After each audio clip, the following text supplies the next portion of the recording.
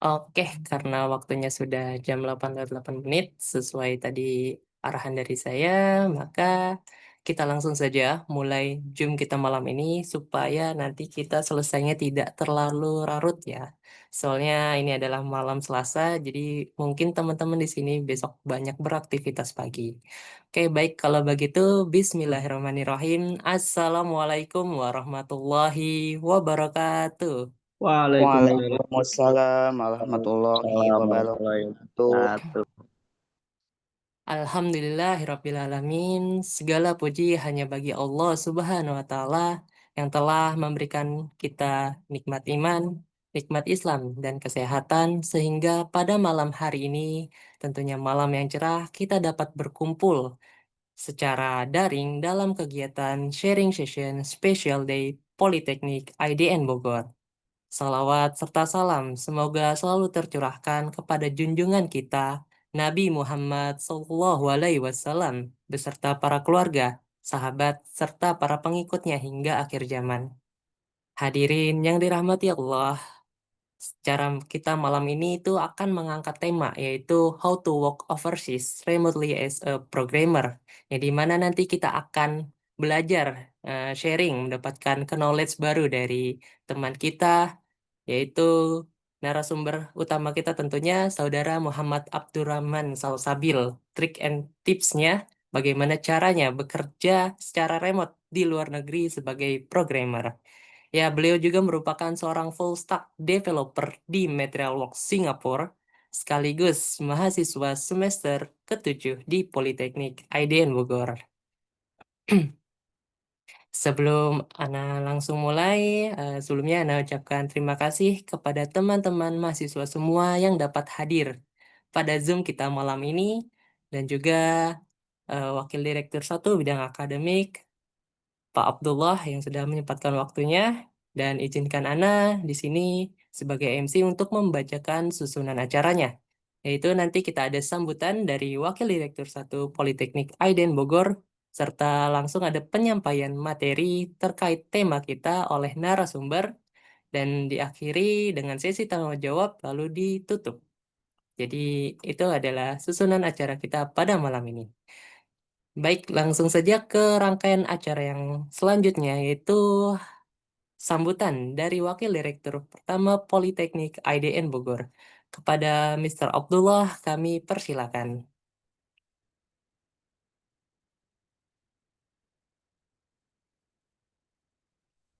Ahlan, Cek, cek, Assalamualaikum, Mr. Abdullah. salam. Cek, cek. Ada suara? Iya, Alhamdulillah ada suara terdengar jelas. Oh, Oke, oke. Wait ya.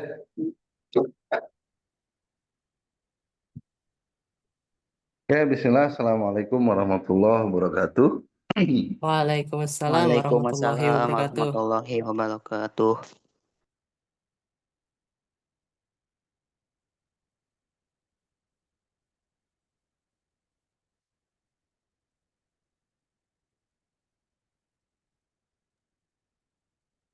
Alhamdulillah, syukurillah, salatu wassalamu ala rasulillah, Muhammadin ya Abdillah, la hawla wa la quwata illa billah, ma ba'du. Oke, alhamdulillah teman-teman semua, terima kasih banyak atas waktunya ya, sudah bisa hadir di agenda ya, sharing session ya bersama Kak Abil yang sudah bekerja remote ya ke luar negeri. Masya Allah ya. Insya Allah nanti ke depan juga besok Selasa malam Rabu dan juga Rabu malam Kamis ya akan ada juga sharing session. Tapi nanti dari jurusan desainer ya terkait kerja di luar negeri. Nah ini teman-teman ini sebenarnya kesempatan yang luar biasa ya, ya kesempatan emas lah gitu ya bagi teman-teman yang emang belum tahu caranya gitu kan bagaimana menjadi remotor gitu apa namanya menjadi seorang pekerja remote luar negeri gitu kan pastinya ini juga kan membutuh kepercayaan yang luar biasa gitu dari pihak perusahaan ke kita gitu. Nah ini bagaimana caranya kok perusahaan sana bisa apa namanya bisa percaya dengan kita gitu kan karena kerjanya cuma remote gitu, nggak langsung. Nah ini ya, mohon disimak dengan baik-baik. Mudah-mudahan setelah acara ini nanti ya ada juga yang bisa kerja remote ke luar negeri gitu, seperti Kak Abil ini ya. Itu aja mungkin dari saya, nggak banyak bicara. Nanti selebihnya biar teman-teman bisa mendengarkan gitu kan, dengan seksama terkait apa yang dijelaskan oleh Kak Abil.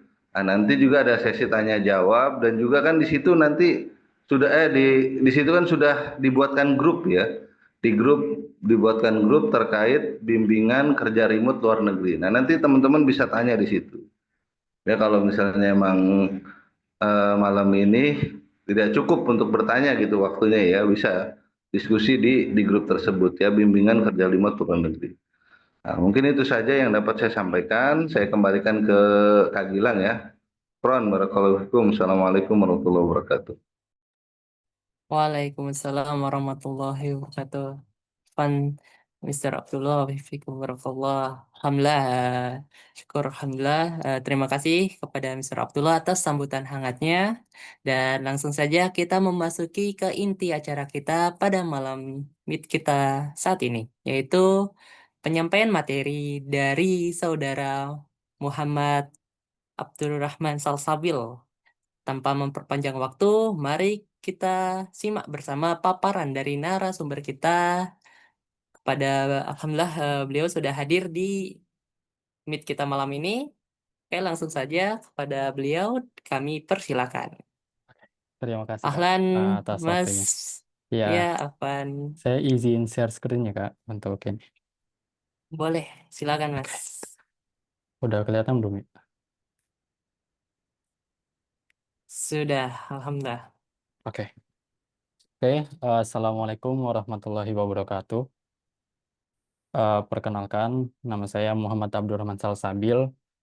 Sekarang saya semester 7 ya di Politeknik IDN.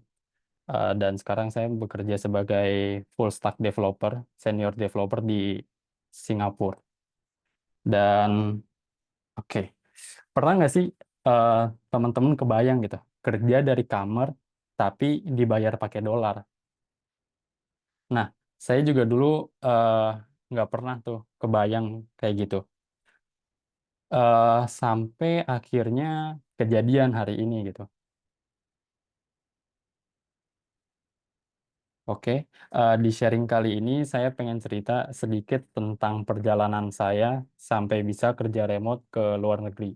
Dan pastinya saya juga mau bagi nih beberapa tips biar teman-teman juga bisa masuk ke dunia remote.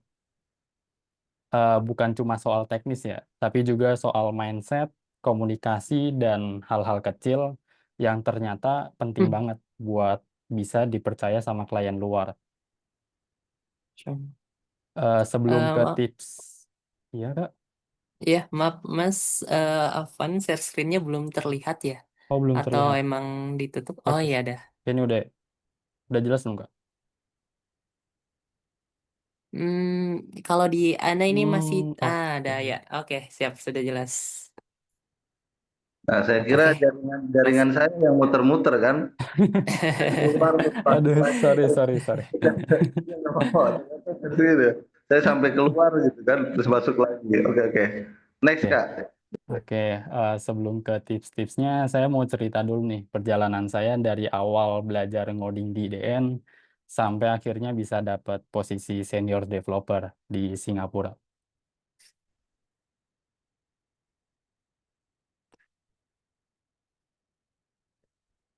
Oke, oke. Eh, Awalnya itu saya ini apa namanya, alhamdulillah dapat beasiswa di SMK IDN di tahun 2019. Saat itu saya masuk jurusan RPL, Rekayasa Perangkat Lunak, dan sempat di ini juga apa namanya diajarin sama Mr. Aap terkait belajar bahasa Inggris. Kemudian saat itu kebetulan saya dikarenakan saya kelas beasiswa, jadi saat itu saya langsung diajarin sama Pak Dedi terkait dunia IT ini. Dan seperti teman-teman yang lain, saya belajar itu di IDM dengan sistem based on project ya. Jadi dikasih satu challenge, habis itu kita harus solve dengan cara kita masing-masing gitu, tanpa dikasih tahu awalnya gimana gitu. Dan sebenarnya awalnya saya ini apa namanya lebih tertarik itu ke dunia IoT saat itu. Dan di saat itu juga saya sempat ikut lomba dan hampir menang di Surabaya untuk membuat karya ilmiah menggunakan IoT. Sampai akhirnya di situ saya ngelihat satu guru itu dia ini apa namanya web developer, Mas Fahru, kalau teman-teman ada yang kenal. Saat itu saya ngelihat Mas Fahru dia sering ngoding website. Nah dari situ tuh saya mulai tertarik tuh ke dunia web developer. Saat itu di RPL IDN itu nggak belajar ini ya, di angkatan saya itu nggak belajar web sama sekali. Jadi yang lain tuh pada fokusnya ke mobile semua. Saat itu kurikulumnya seperti itu. Dan saya mulai belajar dari nol tuh sama Mas Fahru. Dan saat SMK juga saya ikut beberapa proyek kecil saat magang gitu. Kemudian setahun setelah lulus di tahun 2022, saya sempat ngabdi juga sebagai guru IT di kelas 8 IDN Pamijahan. Dan di situ di tahun tersebut juga alhamdulillah saya mendapatkan proyek yang lumayan besar gitu untuk membuat proyek aplikasi namanya Kandidat Pro. Nah itu tuh Kandidat Pro saya kerjasama sama konsultan politik yang ada di Jakarta untuk membuat aplikasi kayak manajemen data untuk klien-klien politiknya. Dan di situ lumayan lah buat masuk ke portofolio saya gitu. Kemudian dari proyek itu, sebulan setelah proyek tersebut, alhamdulillah saya dapat tawaran dari perusahaan di Tangerang. Mereka nawar kurang lebih di 10 juta dan beberapa fasilitas yang mereka kasih gitu, seperti laptop dan lain-lain. Tapi minusnya saat itu saya diharuskan untuk ini apa namanya offline gitu, kerja langsung di sana. Dikarenakan hal tersebut, saya milih buat ini apa namanya mencari perusahaan yang lain gitu. Dikarenakan saat itu saya posisinya lagi ada di Cirebon dan eh, menurut saya value tersebut masih kurang gitu untuk saya. Kemudian pengalaman tersebut, ada tawaran tersebut tuh bikin saya makin pede gitu. Oh ternyata eh, skill saya udah oke gitu. Nggak harus yang kita masuk perusahaan unicorn baru dikasih gaji yang fantastis atau gimana gitu. Ternyata dari project-project yang sederhana kita bisa di mata orang lain tuh ternyata itu wah gitu. Kemudian setelah itu saya dapat tawaran dari USAID. Nah, USAID itu badan amal pemerintah Amerika ya. Jadi kayak UNESCO, tapi kan UNESCO itu versi untuk anak-anak di seluruh dunia ya. Nah, kalau USAID ini khusus untuk negara-negara berkembang, contohnya Indonesia. Jadi pemerintah Amerika ngasih sumbangan gitu buat manufaktur yang ada di Indonesia. Dan di situ saya alhamdulillah dapat tawaran itu tuh sebenarnya dari Pak Bobi. Mungkin teman-teman di sini nggak familiar ya sama Pak Bobi. Di situ saya dapat kenalan dari Pak Bobi, saya ditawarin dan di situ saya ditawarkan untuk menjadi posisi front end developer. Saat itu megang aplikasi Next.js. Dan alhamdulillah di kerjaan ini saya terima itu selain gajinya lebih besar dari yang kemarin, dan mereka nawarin kerja hybrid juga. Jadi saya nggak harus ngantor, saya bisa kerja dari rumah dan ke kantor itu ke Jakarta kalau misalkan ada meeting aja dengan klien. Dan saat itu klien saya itu PLN. Dan saat itu ngehandle project internalnya PLN. Jadi manajemen strategis internal untuk 5 tahun ke depan gitu untuk perusahaan PLN. Nah dari situ tuh saya belajar banyak tuh tentang kerja sesuai standar internasional dan komunikasi profesional sama petinggi-petinggi di USAID. Kebetulan dikarenakan apa namanya kita langsung dilibatkan saat meeting-meeting besar dengan PLN, jadi saya banyak dapat insight lah dari mereka. Dan saya itu di USAID itu kurang lebih 1 tahun dan berakhir di tahun 2024, Desember 2024. Saat itu kontraknya berakhir bukan bukan karena apa namanya performance saya jelek atau gimana-gimana, tapi kebetulan saat itu pemerintah Amerika kan berganti ya, dari Joe Biden jadi Donald Trump. Nah, saat itu kebetulan di USAID itu ke petinggi-petinggi USAID kebanyakan pro ke Joe Biden, jadi sama Donald Trump ditutup badan tersebut. Jadi sekarang udah nggak ada, semua karyawannya di layoff. Kurang lebih saat itu sempat viral 10.000 karyawan USAID di seluruh dunia di PHK gitu.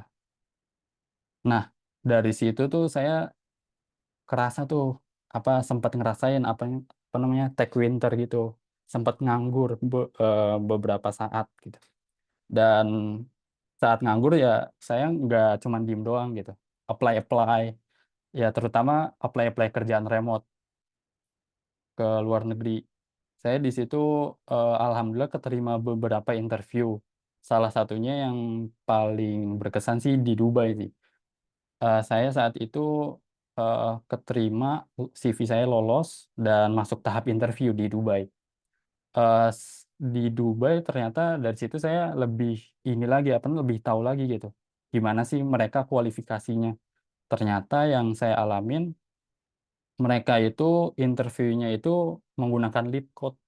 Jadi live coding, dikasih waktu 2 sampai 3 jam, dipantau sama senior developernya di sana, dan kita harus nge-solve problem-problem coding seperti itu. Dan di saat itu karena saya uh, belum latihan terkait lead code itu kayak live coding, saya gagal di situ seperti itu. Dan lanjut setelah itu kemudian setelah saya eh, gagal di Dubai itu, saya mikir kayak, oh kalau misalkan eh, live coding saya belum bisa, mungkin biar orang langsung percaya tuh kita ini kali ya, saya coba sharing gitu terkait apa yang saya bisa biar orang melihat saya tuh langsung percaya gitu, tanpa tanpa harus live coding. Karena kan soalnya dari IDN itu kita kan ini ya namanya jarang diajarin tentang teori ya, langsung based on project gitu.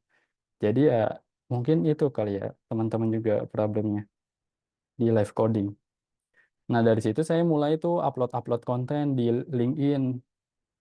Selain upload konten, saya juga coba-coba connect gitu ke ya siapa aja lah yang di LinkedIn biar konten-konten saya itu bisa dilihat orang banyak gitu. Nah, kemudian setelah beberapa saat dari ini dari interview yang Dubai itu, saya di reach out sama perusahaan saya yang sekarang yang di Singapura itu. CEO-nya langsung ngechat gitu ke saya lewat LinkedIn. Dan ternyata yang lebih enaknya lagi, mereka tuh nge-hire developer tuh nggak lewat interview, tapi langsung based on project. Jadi saya langsung di trial sama mereka 2 minggu dan dipantau sama senior developer. Kata mereka oke, udah saya langsung dikasih kontrak seperti itu. Makanya saya sekarang bisa di di Singapura, kerja di Singapura. Oke, next. Oke, kita langsung ke materi intinya ya. Mungkin teman-teman saya rasa di sini udah pada tahu kali ya kerja remote tuh gimana gitu. Tapi di sini saya coba ini lagi ulangin lagi. kerja remote itu singkatnya bekerja tanpa harus datang ke kantor. Jadi kita secara online gitu. Kita hanya chat-chatan aja lewat. Bisa lewat Discord atau lewat Slack. Mungkin kebanyakan perusahaan lewat Slack. Kemudian semua komunikasi dan koordinasi itu dilakukan secara online. Terus cara kerjanya bisa kerja dari rumah, kafe, atau bahkan eh, di gunung gitu. Bisa juga. Dan biasanya itu kerja remote itu kita dikasih milestone dari atasan kita. Jadi kita dikasih list task yang harus kita kerjain sesuai dengan deadline yang mereka udah tentuin gitu. Selagi kita bisa kejar itu, mereka pasti bakal percaya sih sama kita. Cuman saya percayalah sama mahasiswa-mahasiswa IDN udah terlatih ya terkait itu. Dan kenapa sih kerja remote banyak diminatin? Pertama, fleksibel waktu sama tempatnya. Contohnya kayak saya sekarang. Sekarang itu saya eh, waktunya ngikutin waktu Singapura kan. Kebetulan waktu Singapura itu cuma beda sejam, jadi saya bebas gitu. Masuk jam berapa aja dan eh, nggak kerja jam berapa aja. Yang penting taks yang dikasih hari itu selesai. Kemudian peluang kerja lebih luas karena kita bisa ngeplay ke seluruh dunia gitu. Nggak terbatas cuma di Indo aja. Kemudian yang pasti gaji bisa lebih besar ya dibanding dengan UMR yang ada di Indonesia gitu. Karena dibayarnya kan dengan kurs asing. Contoh aja kayak Singapura. Singapura $1 cuma 10.000. Kan itu lumayan banget gitu buat kita. Walaupun bagi mereka ya segitu dikit gitu. Kemudian nextnya tantangan di kerja remote. Mungkin tantangannya manajemen waktu sih kalau kerja remote gini. Soalnya kita eh, kadang tuh suka malas-malesan gitu, kayak nggak ada yang ngawasin kan, bos juga nggak ngeliat gitu. Kedua, komunikasi. Biasanya kan kerja remote kan ya mostly kebanyakan menggunakan bahasa Inggris ya. Jadi mungkin teman-teman bisa dimulai tuh dari sekarang bahasa Inggrisnya difokusin lagi karena ya itu bahasa yang kita pakai gitu. Nggak mungkin kan pakai bahasa Indo gitu. Itu komunikasi. Kemudian yang ketiga, perbedaan zona waktu dan budaya kerja. Setelah yang saya alamin ya di Singapura ini yang paling kerasa di budaya kerja sih. Jadi di mereka itu di Indo kan kita kalau misalkan ada kerjaan atau gimana itu suka sungkan gitu nanya ke atasan atau gimana. Nah kalau mereka ternyata eh, lebih suka gitu kalau ditanya-tanya. Tapi kita juga nanyanya nggak boleh yang pertanyaan basic kayak misalkan ngebuat logic ini gimana? Enggak gitu. Mereka kalau kita nanya kayak gitu malah kita kena semprot dari atasan kita gitu.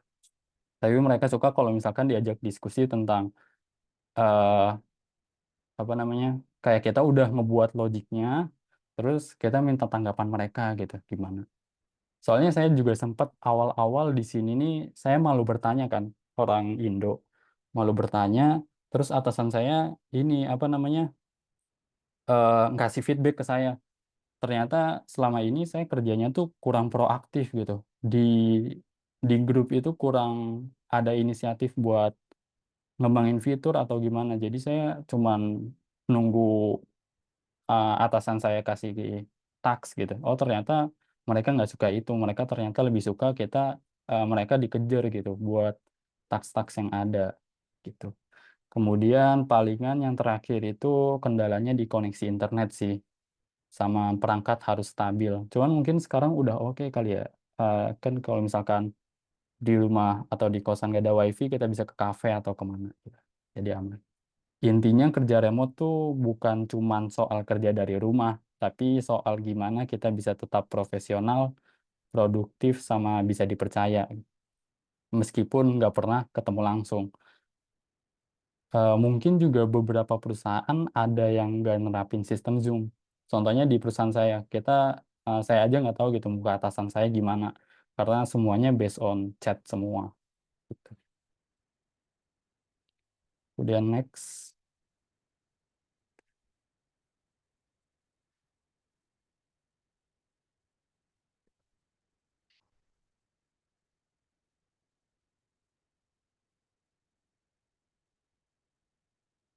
Oke. Nah, sekarang tipsnya nih buat ngedapetin kerja remote, gimana sih dapat kesempatan buat kerja remote? Sebenarnya mulai dari hal yang paling sederhana dulu sih. Kita coba buat project kecil di GitHub, upload ke GitHub, terus setelah kita upload ke GitHub, kita juga sharing tuh ke LinkedIn. Kita pamerin project-project yang udah pernah kita buat, walaupun sederhana. Contoh kayak misalkan kita cuma buat landing page aja. Ya mungkin buat kita sederhana gitu, buat developer, tapi kan orang lain nggak tahu gitu. Bisa jadi mereka ngelihatnya sesuatu yang wah, makanya sekecil apapun projectnya tetap pamerin di LinkedIn, biar orang-orang tuh tahu kita bisa ngoding gitu. Sama terus coba apply ke platform luar. Contohnya kayak di LinkedIn. Misalkan kita apply di LinkedIn gitu.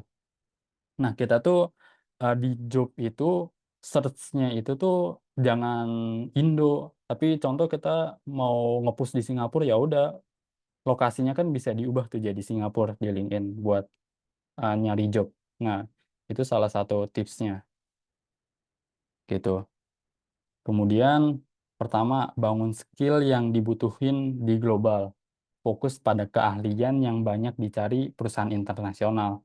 Contohnya buat sekarang teknologi, desain, sama marketing. Nah, itu tuh trennya lagi naik banget tuh di global.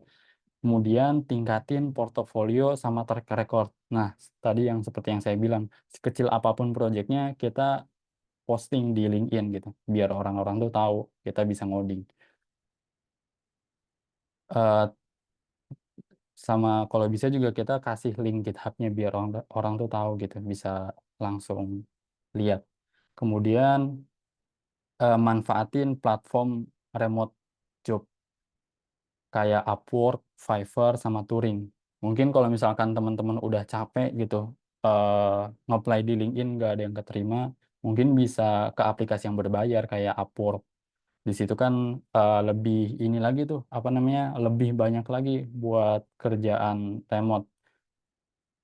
Upwork, Fiverr, sama Turing. Turing juga sebenarnya ini salah satu platform yang banyak ini juga, apa namanya, banyak kesempatan di situ. Tapi minusnya di situ kita di awal itu kita harus dites dulu terkait stack-stack yang kita punya gitu.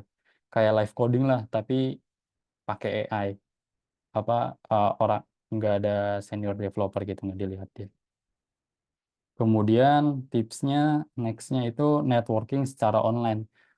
Gabung sama komunitas-komunitas profesional di LinkedIn sama Discord. Kan di Discord tuh biasanya suka ada tuh kayak komunitas Google atau semacamnya gitu. Kemudian aktif berdiskusi dan berbagi insight.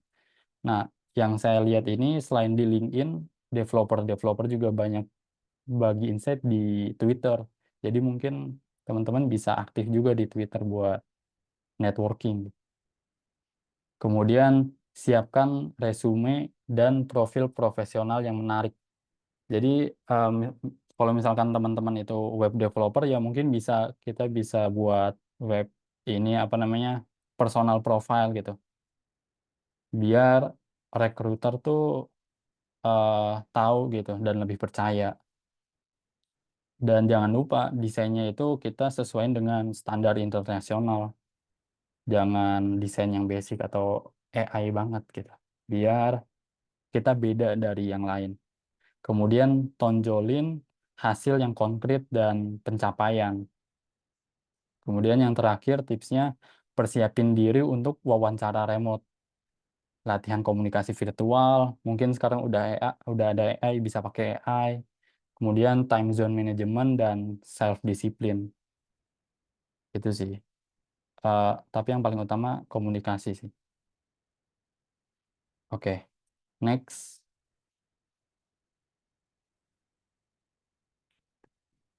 Ini. Ini salah satu contoh CV saya yang udah tembus beberapa perusahaan di internasional.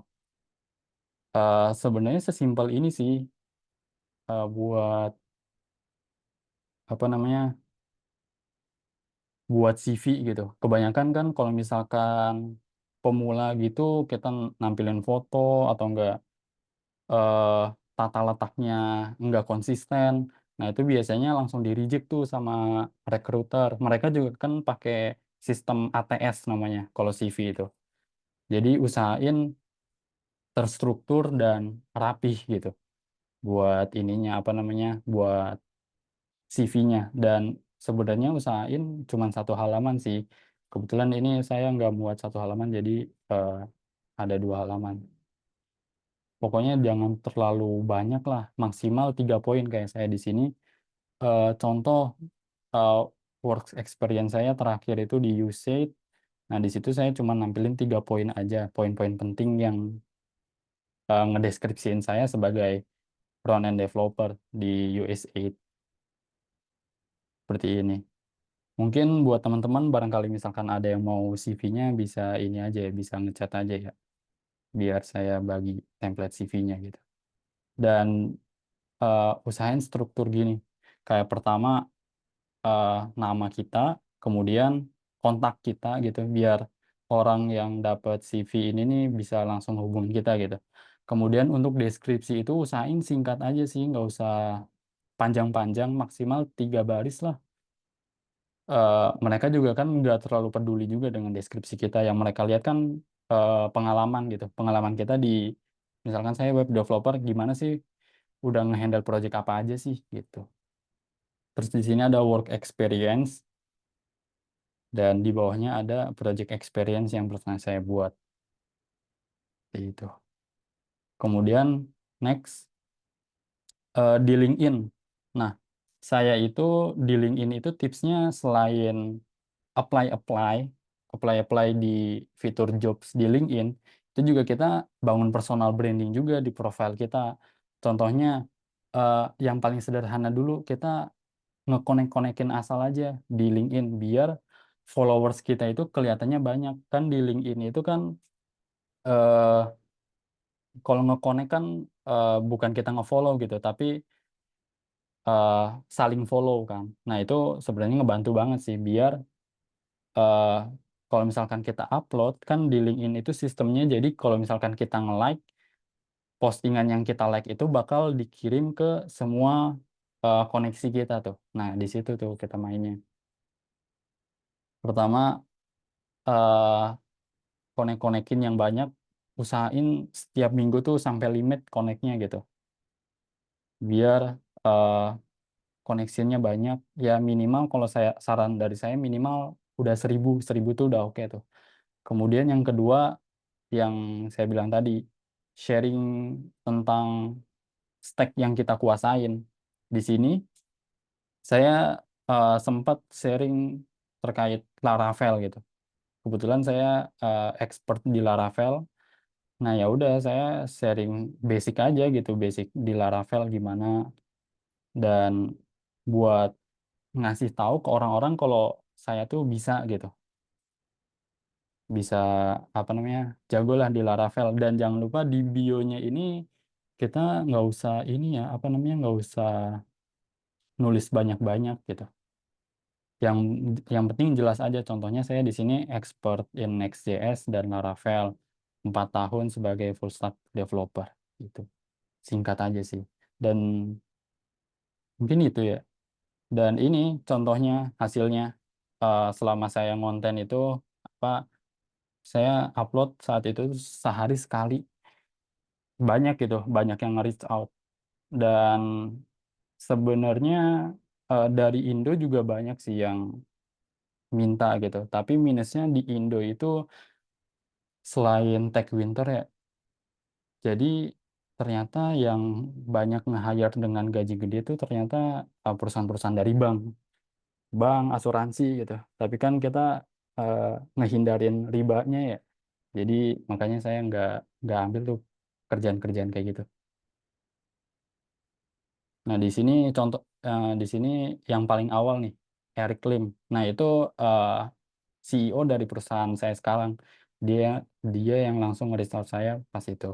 Terus di bawahnya ada beberapa lagi dari recruiter di Indo ataupun luar negeri. Seperti itu.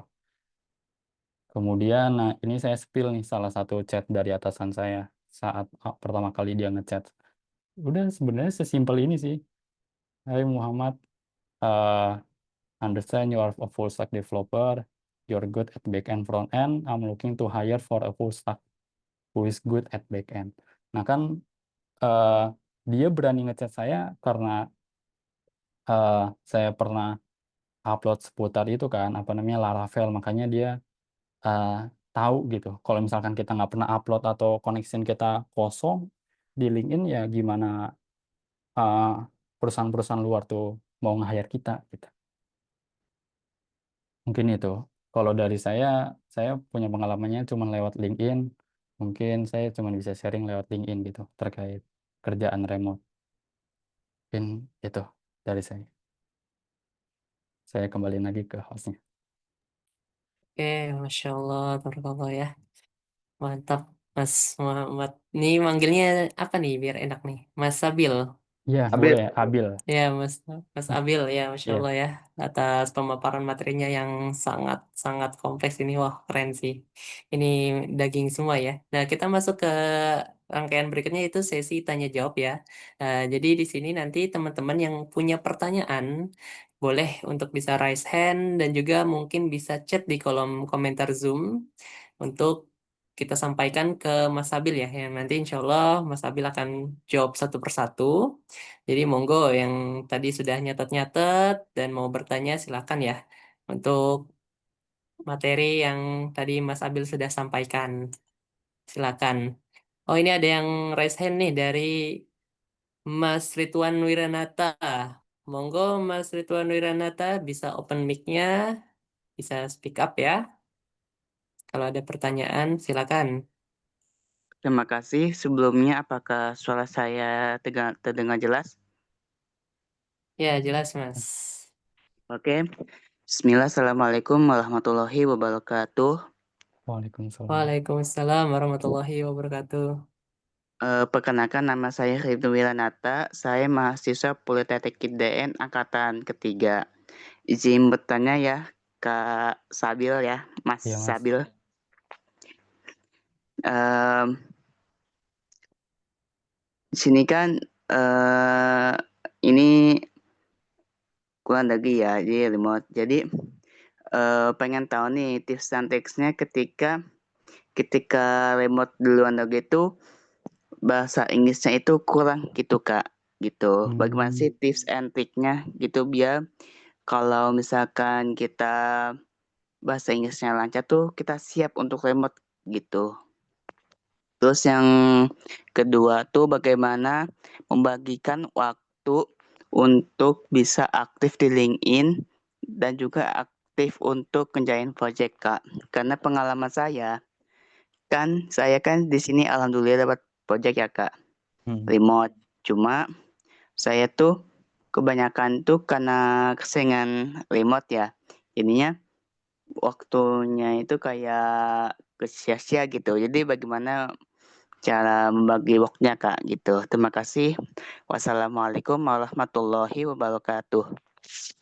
Waalaikumsalam Waalaikumsalam warahmatullahi wabarakatuh. warahmatullahi wabarakatuh. Oke, monggo Mas Ya, Abil bisa oke. dijawab pertanyaan dari Mas Ridwan. Mungkin yang pertama ya bahasa ya. Misalkan bahasa Inggris kita kurang gitu. Pertama ini sih nggak ada apa namanya nggak ada toleransi sih Mas terkait bahasa itu. Eh Kalau misalkan nggak bisanya minimal kita bisa inilah apa namanya bisa ngobrol dulu gitu sama ya bisa ngobrol pas di interview soalnya kan itu pondasi pertama ya buat kerja remote. Kalau misalkan bahasa aja kita nggak bisa, sulit sih Mas. Kalau misalkan mau dipaksa gitu. Tuh. Kemudian yang kedua terkait apa namanya ngebagi waktu buat ngeposting ya. Kalau dari saya sih ini sih Mas biasanya saya eh, luangin satu hari sekitar 2 sampai 3 jam lah buat bikin konten tersebut gitu. Misalkan contoh misalkan saya Senin sampai Sabtu itu kerja, ya udah hari Minggu misalkan biar fokus saya hari Minggu ke kafe 2 sampai 3 jam, itu fokus buat bikin konten aja, buat stok misalkan seminggu atau 2 minggu ke depan gitu. Nah, sebenarnya di LinkedIn itu kita nggak perlu upload setiap hari juga sih, Mas. Seminggu sekali tuh udah oke banget gitu. Soalnya seenggak kita upload di LinkedIn tuh bukan buat nyari engagement atau apa, tapi buat nyari orang ngelihat profil kita tuh langsung percaya gitu kalau kita bisa kerja gitu sih, Mas. Oh gitu ya Mas. Oke, Mm-mm. makasih ya Mas Sabil. Iya, Mas, sama-sama. Insya Allah. Lanjut. Ini ada yang komentar nih di chat Zoom dari Mas Fajar. Oke. Mas mau tanya, saya kan saat ini sudah onsite di sebuah perusahaan swasta sebagai developer. Nah, saya juga freelance, tetapi saya tidak pernah upload ke LinkedIn, karena LinkedIn saya connect dengan perusahaan saya. Nah, takutnya kenapa-napa kalau saya share freelance saya. Kalau seperti itu bagaimana ya, Mas? Saya coba di Fiverr juga, saya susah carinya. Saya coba juga di project.co.id, masih susah juga. Tolong untuk sarannya, Mas. Terima kasih. Hmm, kalau share project freelance, tapi gimana ya? Kalau dari pengalaman saya sih, kebetulan saya dapat perusahaannya yang ini juga ya, apa namanya, enggak yang rewel juga, tapi mungkin bisa ditanya ke atasan sih Mas. So far kalau misalkan kita Hmm, sharing-sharing project di LinkedIn, nggak bakal ini deh Mas, apa impact ke perusahaan yang lagi kita jalanin deh.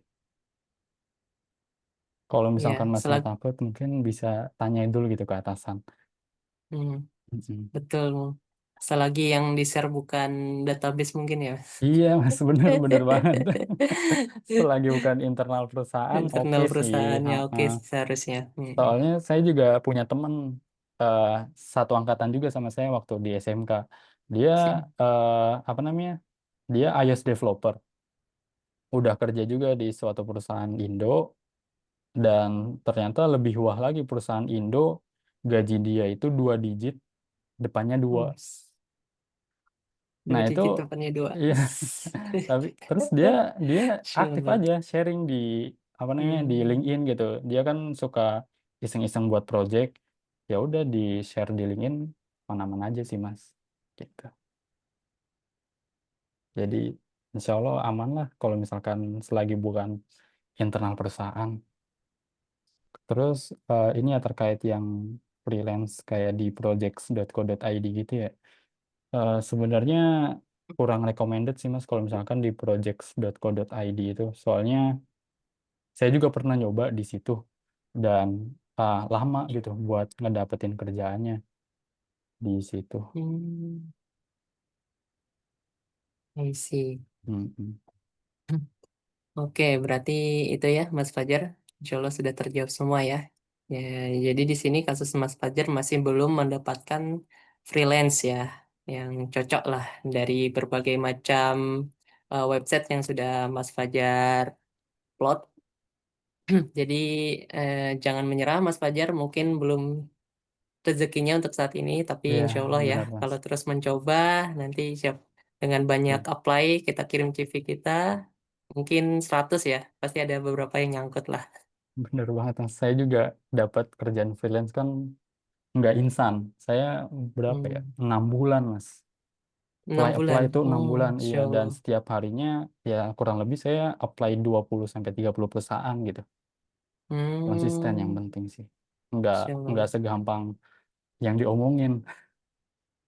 Berarti di sini Mas Abil nggak langsung dapat juga ya? Enggak Mas, bener. Enggak. Siap. Lama dapetnya. Dan sekarang posisi Mas Abil lagi di mana nih ya? Apa Saya di di Singapura? rumah Mas. Di Di Indonesia? Cirebon. Iya, di Oh, Indonesia. Cirebon, Di Insya Allah, Cirebon. ya, ya, ya. Kerja Cirebon, gaji USA. Gaji Hehe, Singapura. Insya Allah. Insya Allah, ya, ya. Nah, ada lagi nih yang raise hand dari Mas SN. Monggo bisa open mic kalau langsung mau bertanya, silakan. Pada Mas SN, hello, Assalamualaikum.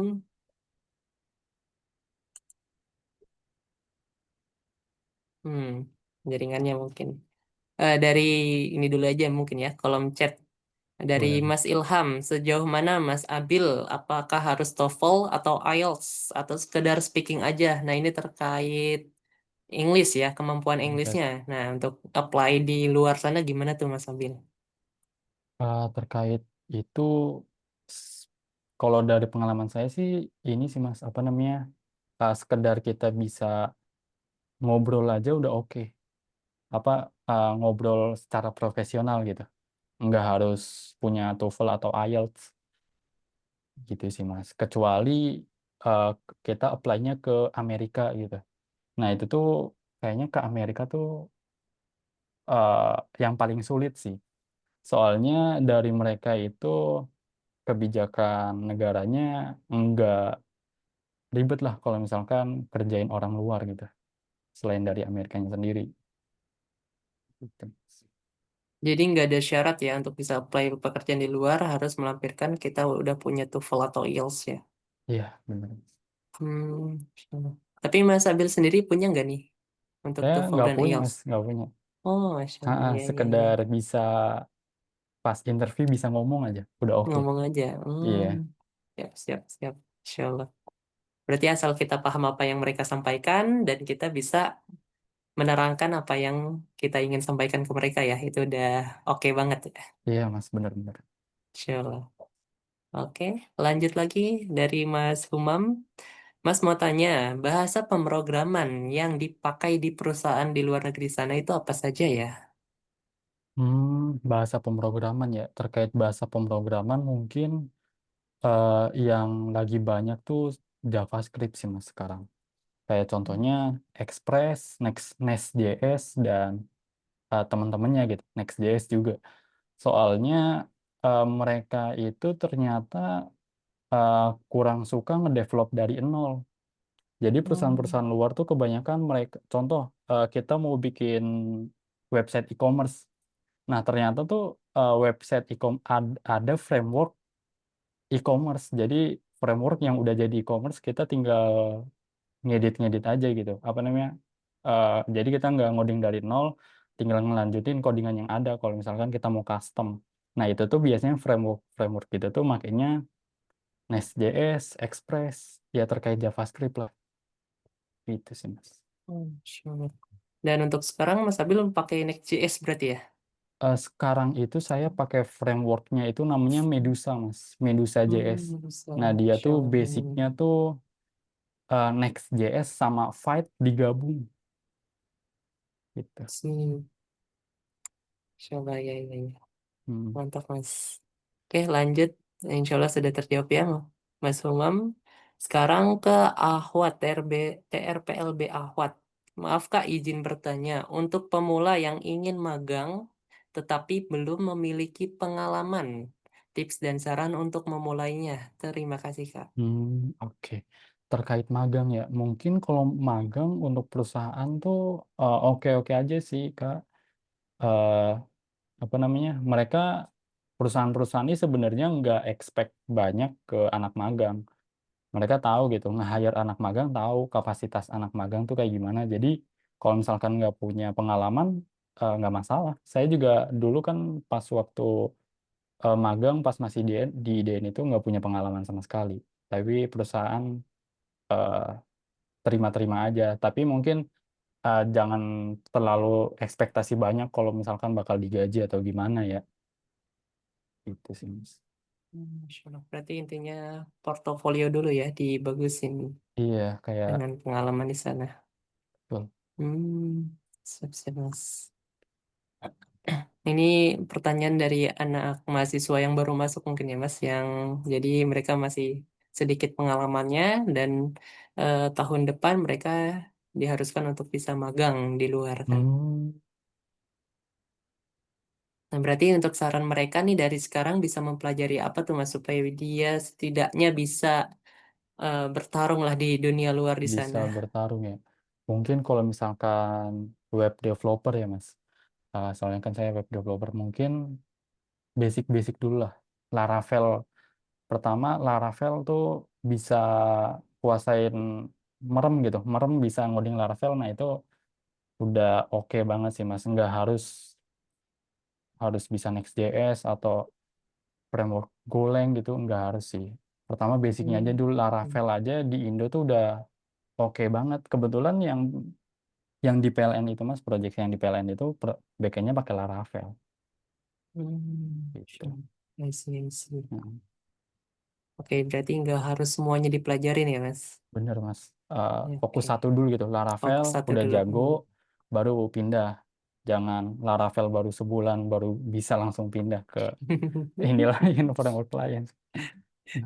Jadi ini Mas, mungkin multitasking, multi Multitasking talent, bener. multi talent, Multi talenta tapi multitasking.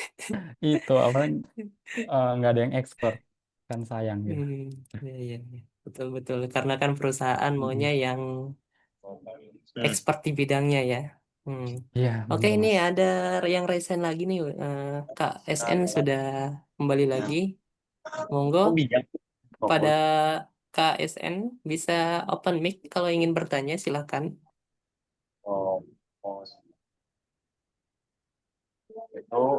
Halo, Kak SN. Sayur lebah yang mengandung bioflavon.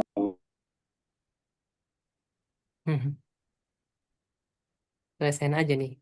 Oke, lanjut. Oh, ada nih di chat chat Zoom dia. Maaf Hmm. Kak, izin bertanya perwakilan dari TRPLA. Tips dan trik untuk kerja remote bagi Ahwat dari rumah yang belum memiliki pengalaman itu bagaimana? Nah, ini tadi sudah dijawab ya beberapa oleh Mas Abil. Terus, dan juga materi di IDEN yang sudah kita pelajari apa cukup dan akan digunakan di kerja lapangan nantinya.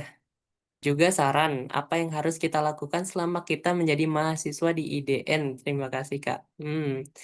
Beberapa ada yang sudah terjawab oleh Mas Abil. Mungkin Mas Abil bisa sharing sedikit waktu pengalaman belajar di IDN, yang dimana ada nggak materi yang ternyata di lapangan, di pekerjaan di lapangan sana itu materi ini udah Mas Abil kuasain gitu. Jadi sejalan lah dengan pelajaran yang Mas Abil tekunin waktu di IDN. Oke. Kalau misalkan setahu saya sih Pak Didi kan setiap tahun udah ini ya mas, apa namanya, uh, ngubah-ngubah ininya gitu, apa kurikulumnya. Tapi so Hmm. far yang dari kurikulum yang dikasih Pak Didi udah oke semua sih mas, itu sesuai dengan apa yang di lapangan gitu. So- Jadi kalau misalkan pelajari, iya yang dipelajarin di IDN aja sebenarnya udah cukup. Cuman problemnya kan di IDN kita 1 tahun itu semuanya dipelajarin gitu ya, kayak mobile, website gitu. Nah mungkin di IDN tuh eh, kita pelajarin semua biar kita tahu gitu. Kita sukanya di mana sih gitu. Kalau misalkan di mobile ya udah fokus di mobile gitu. Kan sekarang mobile kebanyakan make Flutter, nah mungkin bisa tuh difokusin ke Flutternya. Kalau di website ya kayak tadi kayak Laravel, Laravel oke. Kalau misalkan mau lebih expert lagi, cobain Next.js gitu. Itu udah so- oke banget sih. Soalnya ya di lapangan juga sama gitu kayak gitu. Oke, jadi intinya harus dalemin salah satu hal yang disenangin ya, Mas. Mm-mm, Jadi bener Mas. jangan semuanya dipelajarin. Oke, boleh lah semua pelajarin, tapi harus ada salah satu yang expert di sana ya. Betul. Betul ya. Karena perusahaan sendiri itu menginginkan orang yang terampil ya, bukan yang bisa. Iya, Karena kalau yang bisa itu banyak, tapi yang terampil itu sedikit. Nah, bener jadi banget itu Mas. Nah, teman-teman. soalnya kerja kerja juga kan bukan kita doang yang jadi karyawan, ada timnya Hmm. gitu. Oke, kita lanjut ke pertanyaan berikutnya dari Karido.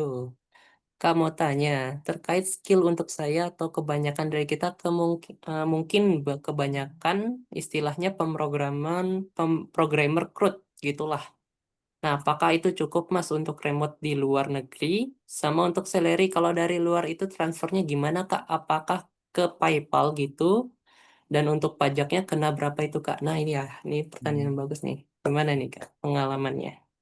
Oke, terkait programmer cerut gitu ya. Itu oke sih buat basic kan emang semua web pakai cerut ya. Cuman mungkin ya makanya yang saya bilang tadi di awal gitu, fokusin di satu dulu. Mungkin di Laravel teman-teman udah bisa nih CRUD nih. Nah, dikembangin lagi gimana caranya biar CRUD-nya ini lebih efektif. Terus skema database-nya senior developer tuh gimana sih kalau misalkan buat database gitu-gitu. Tuh, tapi kalau udah bisa cerut udah oke lah, bisa dikembangin lagi tapi. Terus terkait salary-nya kalau dari luar itu transfernya gimana? Kebetulan setiap perusahaan beda ya.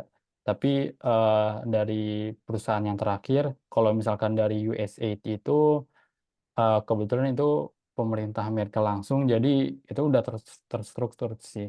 Jadi kita kasih rekening BCA atau BSI ya sesuai yang rekening kita punya eh, diterima sama mereka gitu. Dan USAID pajaknya udah mereka urusin sih Mas. Jadi kita udah terima bersih gitu.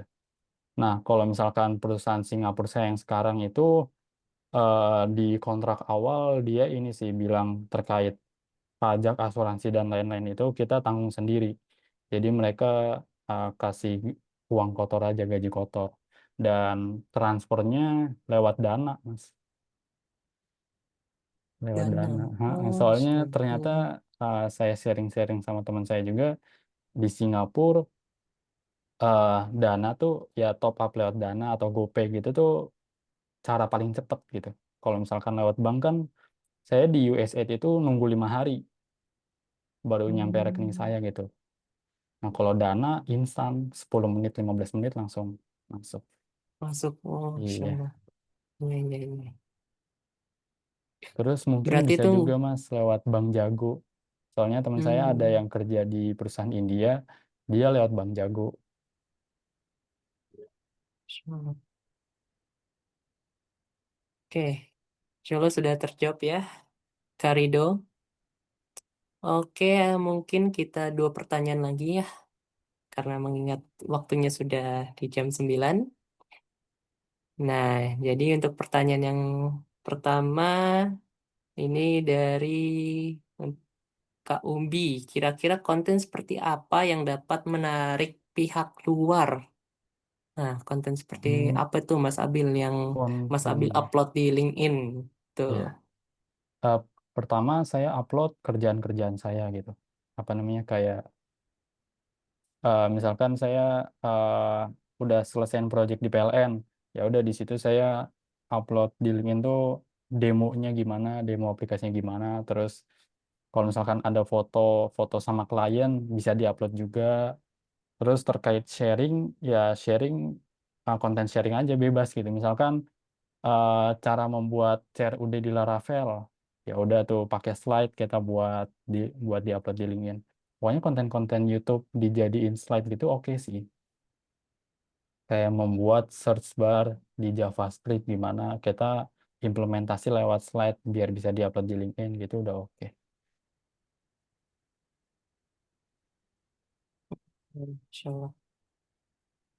Insya Allah terjawab ya. Kak Ubi, lanjut ke pertanyaan terakhir kita pada sesi malam ini. Kayaknya digabung aja nih karena ada dua pertanyaan langsung saja digabung. Nah, ini dari Kak Rido ya yang gimana sekarang itu ketergantungan dengan AI. Dan tadi kan Hmm, Mas Abil bilang kalau yang belum jago Laravel tapi udah terbiasa dengan Laravel, namun masih benar-benar nggak bisa bergantung lah, masih bergantung ke AI. Karena kalau nggak pakai AI masih belum mahir, jadi masih ada ketergantungan dengan AI. Nah, apakah di company luar itu penting outputnya? Yang penting outputnya saja atau gimana? Dan kakak dulu apakah ada live coding saat seleksi kerja remote? Ama untuk yang KL ini tadi Mas Abil sempat bilang katanya punya teman di mobile.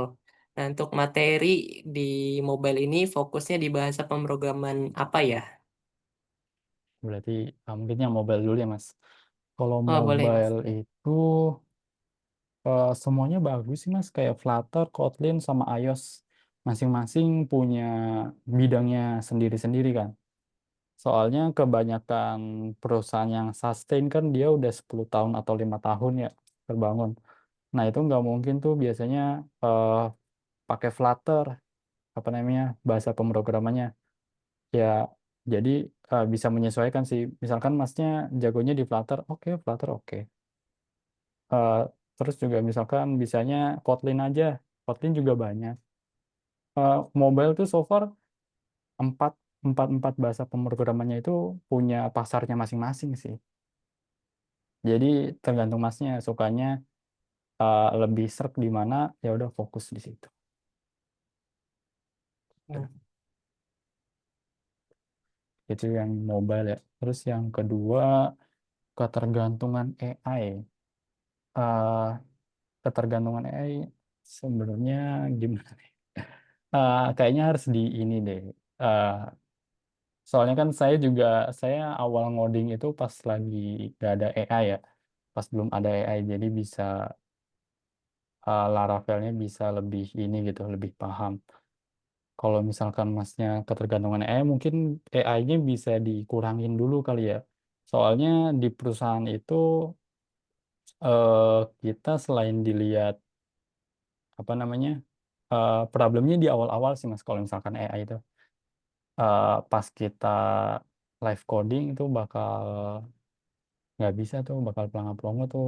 Jadi coba usahain ini sih mas, AI-nya dikurangin sama apa namanya, misalkan di Laravel, Laravelnya dicobalah dibaca dokumentasinya gitu gimana sih. Terus kalau misalkan terkait ininya, karena kalau misalkan udah kerja sih sebenarnya perusahaan luar oke-oke aja mas, mau pakai AI mau enggak, yang penting mereka ngelihatnya outputnya aja bener, outputnya gitu. Cuman mungkin fundamentalnya dikuatin lagi. Soalnya kan itu gerbang utamanya ya. Kalau misalkan bisa AI udah jago, tapi gagal lolos interview kan percuma gitu. Oke, Mas. Berarti nggak masalah ya jika kita masih memanfaatkan tenaga AI untuk mempermudah pekerjaan kita. Iya, nggak masalah. Tidak masalah. Berarti ada sesi live codingnya juga berarti ya, Mas, waktu Mas apply pekerjaan remote itu. Iya, saya apply kerja remote itu hampir semuanya live coding, Mas. Oh, Di itu ya. Dubai, di sini. Cuman Hmm, kebetulan nggak tahu nih, rezeki banget ya yang di Singapura ini enggak gitu. Saya langsung dites based on project. Insya Allah. Ya, ya. Berarti beda-beda ya, Mas. Ya, Beda-beda. perusahaan. Ya, ya, teman-teman dipersiapkan ya. Live coding loh. Nggak bisa buka AI. Iya, coba ini lead code diusahain. Soalnya perusahaan Indo juga sekarang rata-rata live coding, Mas. Misalkan dari Hmm, 10 interview yang udah pernah saya jalanin, yang nggak live coding tuh paling kan dua, satu atau dua doang. Sisanya live coding semua. Insya Allah. Ya, ya, ya.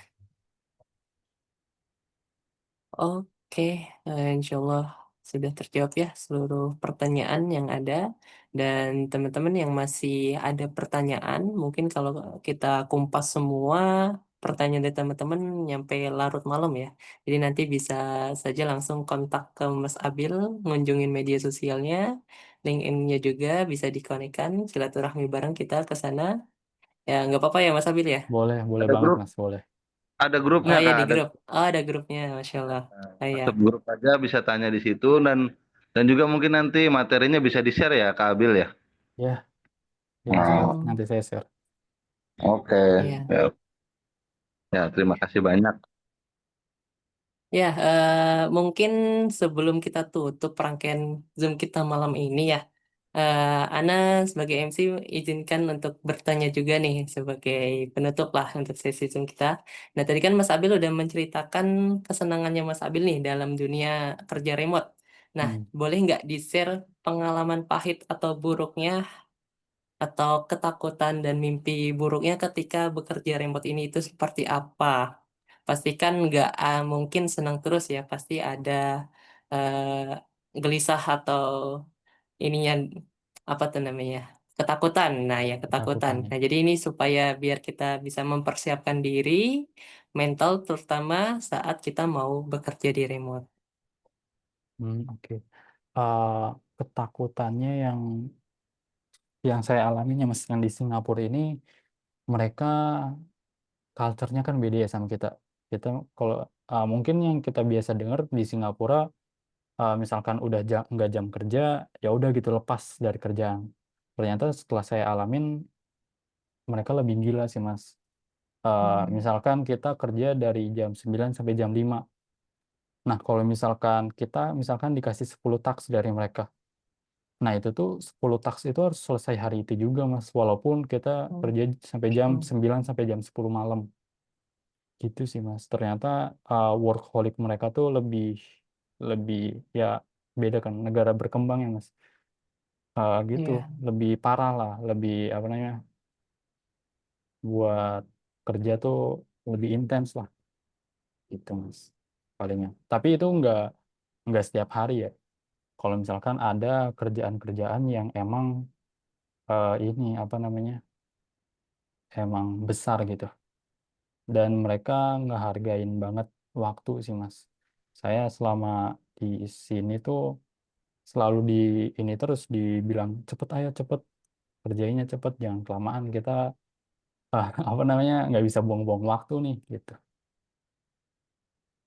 gitu Mas. Oke, Masya Allah. Mantap, mantap, Mas. Hmm. Perjuangannya ya, Masya Allah. Oke. Ada lagi mungkin ya, Mas, yang mau disampaikan untuk teman-teman kita semua di sini? Oh iya mungkin yang terakhir kali ya Mas. Yang terakhir itu mungkin masalah gaji ya. Mungkin kalau misalkan kita ngelihat gaji di Singapura itu 30 juta UMR-nya atau 25. Hmm. Tapi ternyata perusahaan-perusahaan Singapura gitu yang nyari orang kerja remote tuh orang-orang remote misalkan orang Indo, mereka tuh nggak mau gaji kita 35 atau 30 atau 25 gitu. Tapi mereka tuh research di Indo tuh UMR-nya berapa sih gitu. Hmm. Gitu. Jadi sebenarnya itu balik lagi kita ke nego-negoan gitu, Mas. Jadi jangan jangan expect samain sama gaji UMR mereka gitu. Kalau misalkan samain gaji UMR mereka, ya ngapain mereka cari orang Indo gitu, orang luar. Mereka nyari orang luar biar bisa dibayar murah.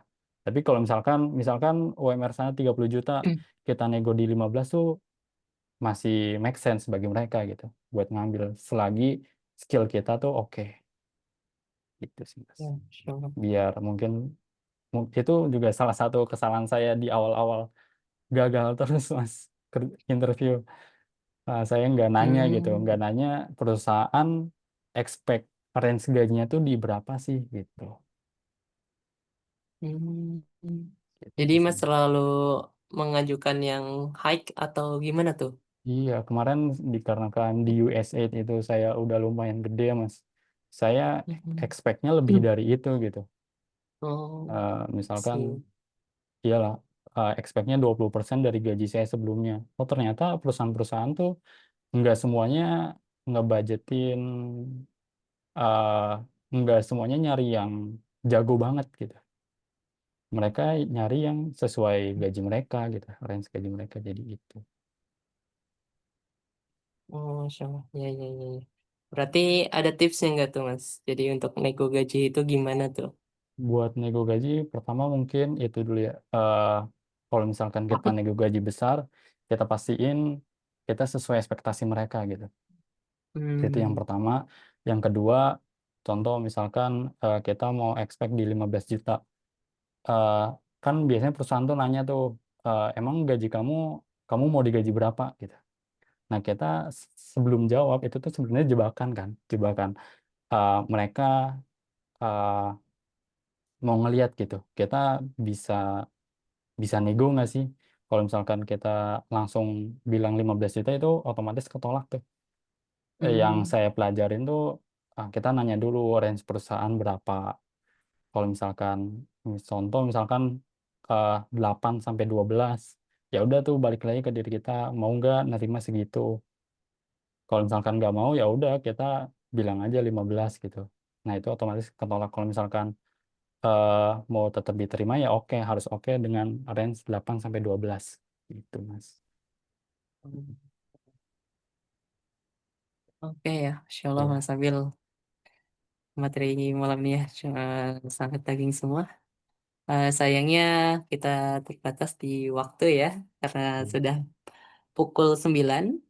Jadi, alhamdulillah ya teman-teman semua atas ilmu yang sudah disampaikan oleh Mas Abil.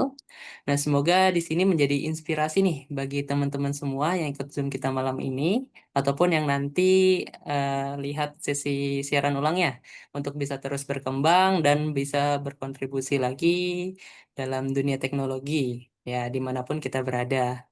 Ya, terima kasih, syukron, jazakallah khair kepada Mas Abil atas waktunya malam ini.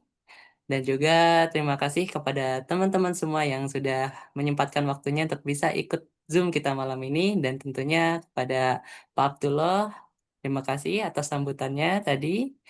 Dan Alhamdulillah ya, kita masuk ke rangkaian terakhir untuk kita tutup sesi Zoom kita malam ini.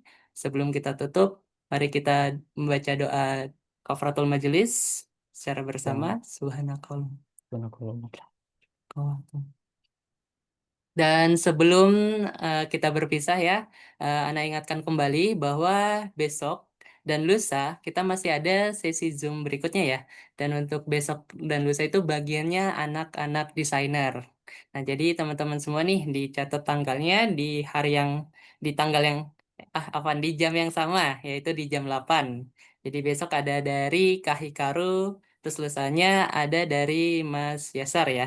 Dan mereka ini merupakan mahasiswa juga di Politeknik Iden Bogor yang bergerak di Prodi Desainer ya, TRMG. Dan tentunya mereka memiliki job yang sama dengan Mas Abil, yaitu remote di luar negeri. Oke, sebelum Ana tutup sesi Zoom kita malam ini, izinkan Ana untuk menyampaikan salah satu pantun ya. Nanti teman-teman bisa jawab cakep ya. Oke, siap? Ready ya mic-nya ya. Biar kita nggak sunyi-sunyi banget nih. Oke. Oke, langsung saja izinkan Ana untuk menyampaikan salah satu pantun. Kode berbaris jadi solusi. Cakep, Laptop di meja tetap berseri. cakep, Kerja remote lintas negeri. cakep. Programmer IDN siap mendunia nanti. Oke, Ana Gilang di sini sebagai MC pada sesi Zoom kita malam ini. Pamit undur diri. Syukron, jazakumullah khair kepada teman-teman semua dan kepada Pak Abdullah dan juga kepada Mas Abil atas pemaparan materinya terkait kerja remote di luar negeri.